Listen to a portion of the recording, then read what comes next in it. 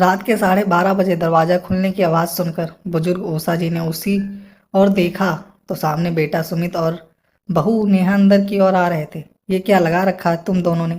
हर रोज देर रात को पार्टी में से लौटना, मैं बूढ़ी यहाँ सारा घर का काम करती रहती हूँ और तुम्हारे बाबूजी को बाहर जाकर सब्जी दूध लाना पड़ता है। मैं कुछ कहती नहीं थी कि हो जाता है कभी कभार, मगर तुम दोनों ने तो हद ही कर दी बेटा। थोड़ी तो शर्म करो तुम दोनों।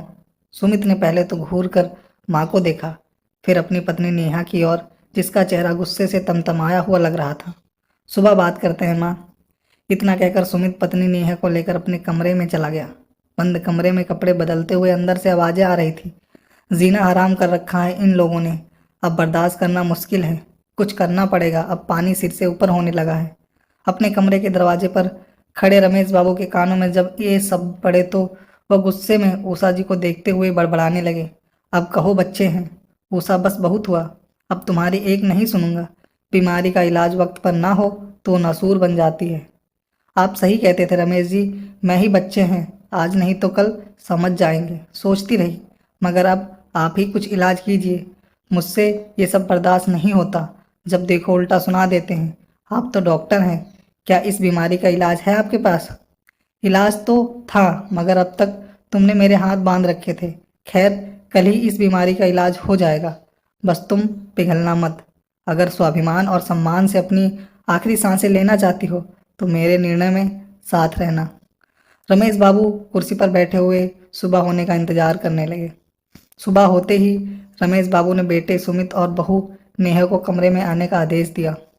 जैसे ही दोनों रमेश बाबू के कमरे में पहुंचे तो रमेश बाबू ने ऊषा से कहा कि वो कोर्ट वाले पेपर निकाल लाए। पेपर्स? कैसे पेपर्स माँ? सुमित ने पूछा। तो वही नेहा ने तीखे लहजे में कहा, मुझे जिम जाने में देर हो रही है, जो कहना है जल्दी कहिए। बस जरा सा वक्त बेटा। रमेश बाबू उठे और स्वयं ही लॉकर से पेपर निकालते हुए बोले और फिर कुर्सी पर बैठकर चश्मे लगाकर पढ़ने लगे। ये कोर्ट के एग्रीमेंट पेपर है सुमित, तुझे याद होगा तेरे 18वें जन्मदिन पर जब तूने सबसे महंगी वाली बाइक मांगी थी, तब मैंने तुझसे ये पेपर साइन करवाए थे और तूने मुस्कुराते हुए सहमति जताई थी। क्या है इन पेपर्स में? नेहा एकदम से चौंक उठी, जबकि सुमित अभी तो सोच ही रहा था।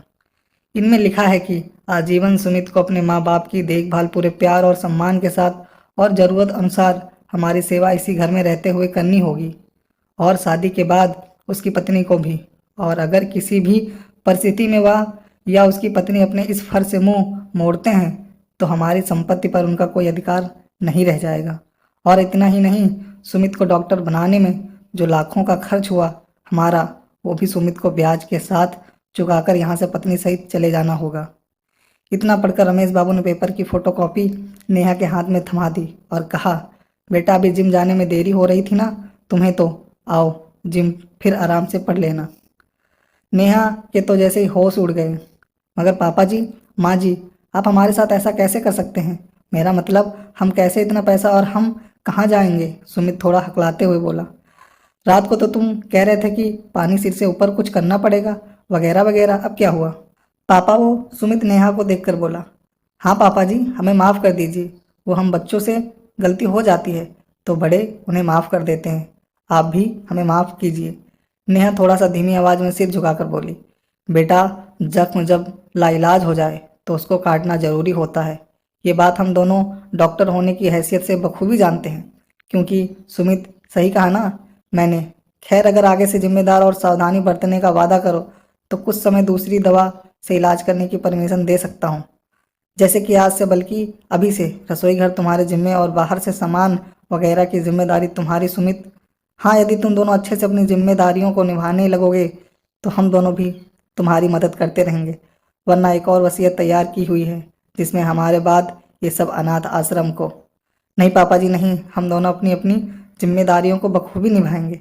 सुमित और नेहा एक साथ बोले। ठीक है, तो शुरू हो जाओ। रमेश बाबू ने जैसे ही कहा, नेहा तुरंत रसोई की ओर नाश्ता बनाने के लिए दौड़ी, तो वहीं सुमित थैला लिए दूध लाने। रमेश बाबू जहां भौएं को हिलाकर मुस्कुराते हुए ऊषा जी की ओर देख रहे थे, वहीं ऊषा जी भी मुस्कुराने लगी थी। आखिर देर से ही सही, आज उन्हें बीमारी का सटीक इलाज जो मिल गया था। तो दोस्तों ये छोटी स्टोरी कैसी लगी, अच्छी लाइक करें और चैनल को सब्सक्राइब करें।